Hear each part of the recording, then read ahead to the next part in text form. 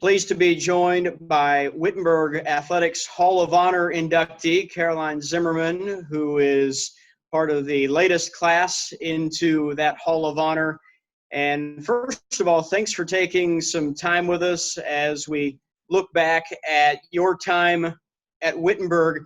You came to campus in 1967. How did you end up as a Wittenberg Tiger? My friend Betty Dillahunt, I had played field hockey with her, and she told me there was an opening, and I applied. I was in Cincinnati, Green Hills, teaching in the public schools prior to that. So you come to Wittenberg and coached basketball and coached softball, and were also part of the faculty. That's a long time ago in terms of the way women's sports has evolved. So how much different was it back then? What are some of the things you can share with us about college women's athletics in the late 1960s versus now? It's about like the covered wagon. Basketball was completely different. We played 8 games, and we had social hours afterwards. We practice on a small gym, what they used to call the stage. And then when the varsity were off the large gym, then we moved down there and would practice.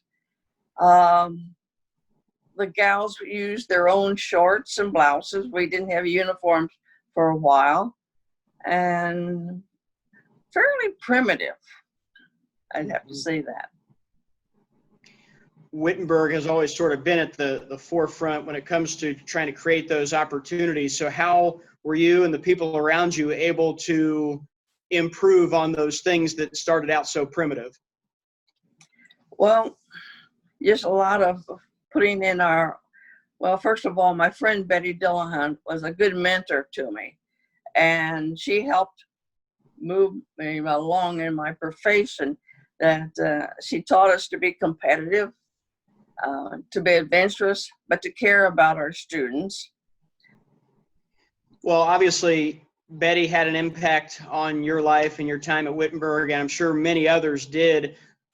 What were some of those friendships, those relationships like that you were able to develop once you came onto campus with athletes and colleagues? Well, we were, of course, a small, like you still are, a Division III school. We didn't recruit. We had players that were interested in playing basketball, but still their studies were first. On weekends when we would have the games, there'd be times when some of the players would say, "Oh, I can't play this weekend. I've got a wedding or I have to go home."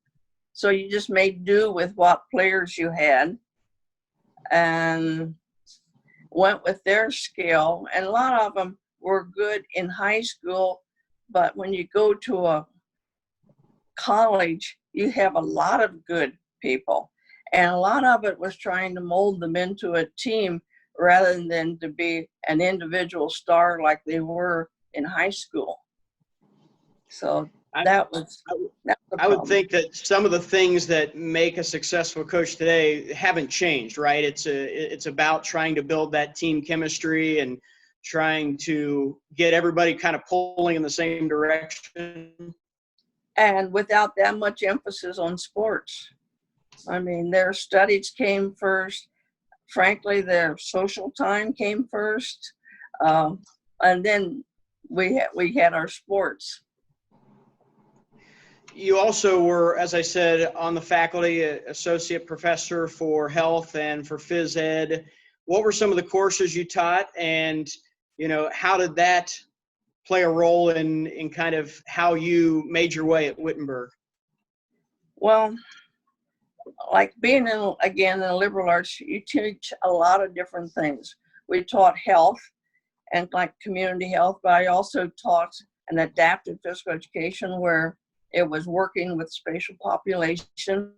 We taught coaching courses. I taught a health and fitness course. Just a little bit of everything, really. Recreation, camping. whatever needed to be taught, and somebody said, "Oh, we have done that one or two times." Well, then, but we were educated for it, right? But the experience helped. Yeah. Well, it seems like I was chairman of the department for a few years. I was athletic director different times, and so all of this, it just got you talking with the students and familiar with the policies of the school and familiar with the students themselves. you were in so many different roles and wore so many different hats, which isn't that uncommon at a small school. But is that one of the things that makes a place like Wittenberg special, because it's so tight knit as a smaller community? Yes, we knew the players because as we would go to the different games, we would drive the vans ourselves, and you would hear all the students talking about their love life or their good times or their problems and all of that. And you got to know them that way. And again, it was because of the smallness of it. We had one gal who was an international journalist now, Lois Raimondo, played field hockey with us. And we went through her whole lesson of Chinese. I remember that, going to hockey games. So I bet that was interesting. yes. How did you get interested and involved in athletics that led up to a career in athletics as a coach and an administrator? Well, I think I was born too soon. I was born, well, my high school had no interscholastic sports. I didn't get to play basketball until I went to the Ohio State University, and that's when I started playing that way. But I have played all my life. Sports have always been very popular to me. And someone asked me, when did you want to become a physical education and a coach? I said, I think I remember about fourth grade, fifth grade, something like that. And we just tell people we've played all of our lives. That's it. Yeah. Well, and I know that you have had a pretty good track record of attending the Olympics as well over the years, right? Yes, I've attended 12. And my friend Betty Dillahunt got me started in 1968. And we went to Mexico City. And we weren't going to go to Tokyo. My friend and I were going to go to Tokyo this last year, and it has just got too large, too complicated, and we had backed out. Now it's okay that we had, but no, but yeah. Like I say, I went to 12 Olympics, and I've seen sports progress in the Olympics. Things that they started now are just commonplace in sports. Is that the biggest thing for you that kind of puts a smile on your face when you look at women's athletics, just the amount of opportunities that are out there now that didn't exist years ago? Yes, that they have more opportunities than they ever know about.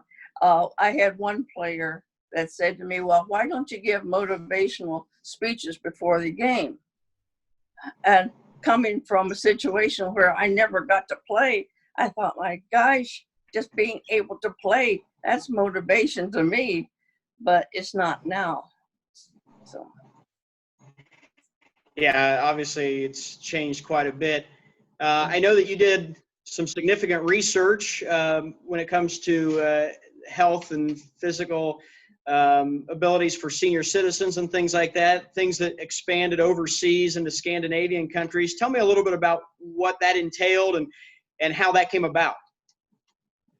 Well, the university always wanted you to expand your knowledge, and they would give grants, and I would go on what they called study tours, and some of it was with a group from Canada, and we went to China, and it was like maybe 95, 100 degrees, and they were out there playing, and we said, why play when it's so hot? And they said, we don't know it's hot.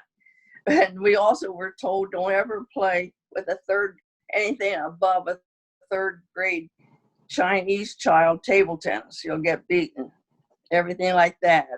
In the Scandinavian countries, we looked at nursing homes, facilities like that, and they had swimming pools in their nursing homes. They were so much more progressive than we were at that time. And in Germany, thanks to Wittenberg and to the grants I've traveled all over studying different things like that, and just mainly with the Olympics, you really get to see the sport. But with the other, like in Germany, you get to meet the people. In the Scandinavian countries, you get to meet the people and climbing, and it's difficult to explain what all you get to do, but you always remember it. With so many experiences that involved Wittenberg, from 1967, retiring in 1999, such a big part of your life, what does it mean to you to get this honor, to be inducted into the Hall of Honor at Wittenberg? Well, I was on the committee there at Wittenberg, and I know what an honor it is, and I was very surprised, and I was very touched. I was being inducted. It means a lot. It means a lot. It's with other people who are also there. My friend Claire Longman was inducted. I've got right off the top of my head, maybe I think of 6 players that were, like Pam Evans, Maggie Brandon, Robbie Blumenshine, Lois Raimondo. Linda Napoli, Linda King, that were my players, and now I'm joining them and we're all together again. That's good.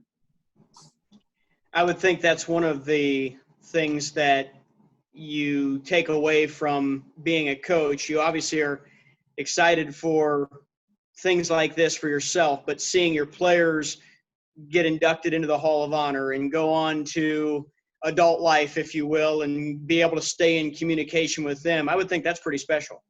That is very special, and seems like every year somebody else contacts me and said, I just saw your name like on Facebook or something like that. And we get talking about what we had done in the past and little things that we remembered and all. Yes. That's outstanding. Well, congratulations on your induction into the Hall of Honor, and thanks for taking some time with us. You're welcome.